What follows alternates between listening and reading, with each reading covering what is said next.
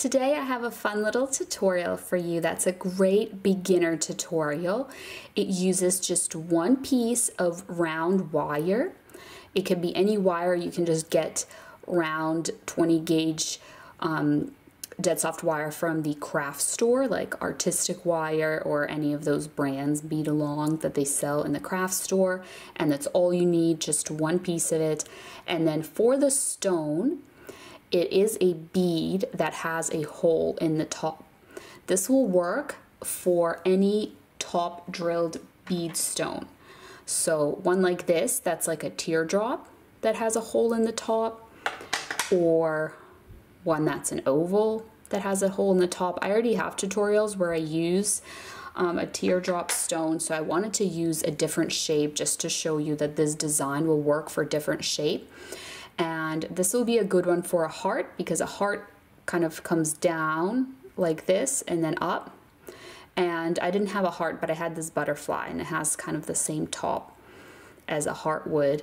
So this is something that will work for these types of shapes, as well as, you know, the typical teardrop oval types of shapes as well.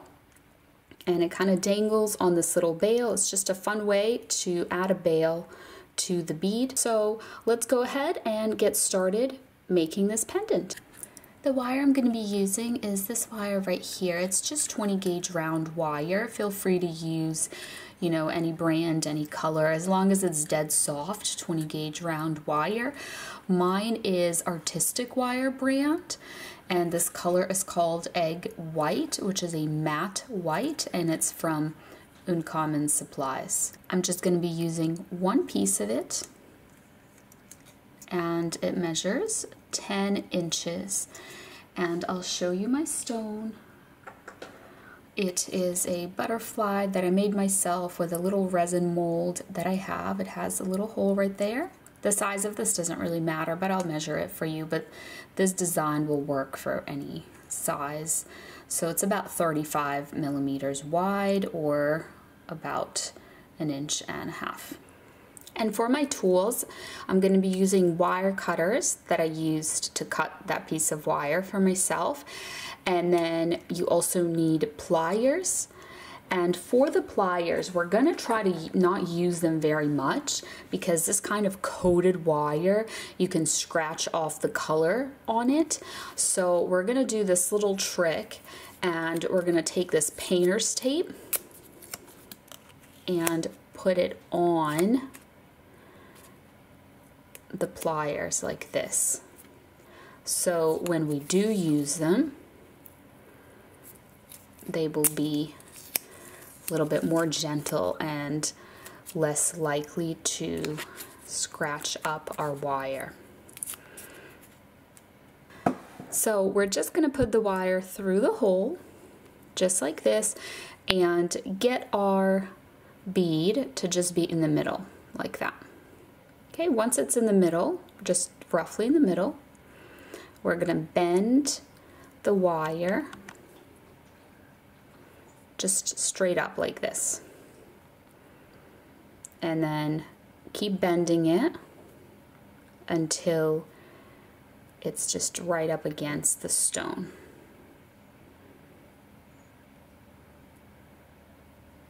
Like that. So there isn't like a gap. So these two wires are crisscrossing each other, and what we want to do, so I have this wire kind of in the back and then this one in the front of this wire. So to get them to twist, I have to twist in this direction. The wire that's on top, basically that's going to be the one that you're pushing over the other wire to create a twist like this. This is something that if you've never done before, it would be good to practice, because sometimes these twists come out a little wonky. But basically what I like to do is just keep an even angle the way that these wires are coming. If you just imagine an invisible line through the middle right here, you want these wires to be equal from that invisible line. You don't want one of these to be like this, a little bit more straight, and then this one's at an angle. Then the twist is going to come out not great. So that's my tip for getting the twist to come out nicely, is the positioning of these wires. And also just go slowly. It can take, you know, several seconds just to form one little twist. This way you can kind of adjust as you go along if any of the wires move out of place. If you just try to twist, twist, twist really quickly, things might start going wrong and you might not have the time to adjust it before it's too late. So this is my little twist coming along here. Just take your time. We're going to do this for a little bit because it's going to be our bail for our necklace to fit through.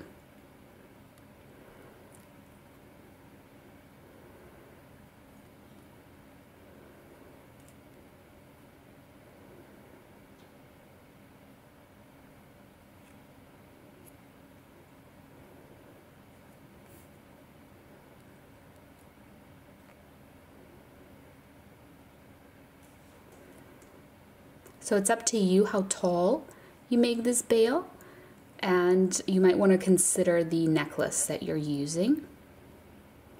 You just want to make sure that the necklace will fit through. We're going to make like basically a little loop with this.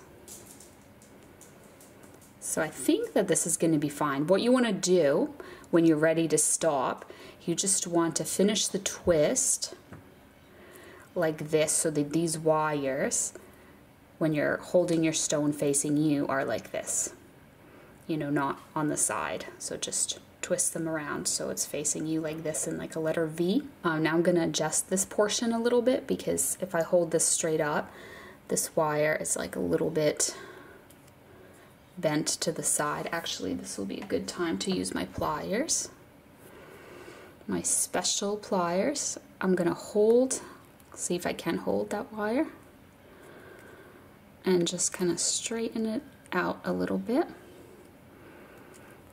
with my pliers. There we go. That looks good. So for the bail, we basically just want to bend this in a rounded sort of shape. I'm going to attempt to do this just with my fingers, not using my pliers, but you can. The portion at which I think the pliers come in handy and help, I guess I lied, I am going to use them because I want to show you guys, is once you get this curve going, it's helpful to grab and kind of finish off this bend, because there's not a lot of space here for your fingers to go, and you're going to take these wires and you're going to bend them over the edges here if you have like a butterfly or a heart shape and you have these edges. If you don't, then you won't need to do this, but this is the portion where it's helpful to come in and push that with your pliers, because it might be hard to get into this little space with your fingers. But basically this is the bail that we've been trying to create for the necklace that this is going to be on to go through. Now we're going to take these wires and we're just going to push them towards the front like this.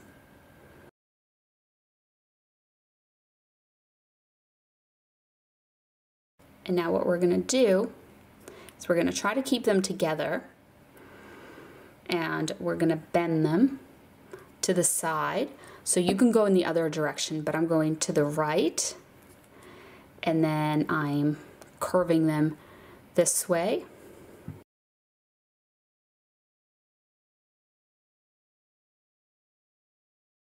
Like that. So I just made a little curve in this direction. You could have curved in the other direction if you prefer, it doesn't matter. Here's what it looks like so far. Now we're going to take only the wire that is on the bottom here, this wire. And what we're going to do is we're going to kind of start to curve it a little bit. I want to cover up this area here where the wire's going through the hole. And I'm going to cover that up with a bead. I found a little pearl kind of looking bead here that I think goes well with the coloring of this. You can use any bead that you want. You don't have to use a bead. You can just leave it and do this without a bead, that's fine too. But basically I'm putting the bead on and then I'm curving this like that. And then this other wire that we have that was next to it, you can just keep bending that so it stays next to the wire. We just kind of temporarily separated them so we can get the bead on there. But now this wire can follow it along.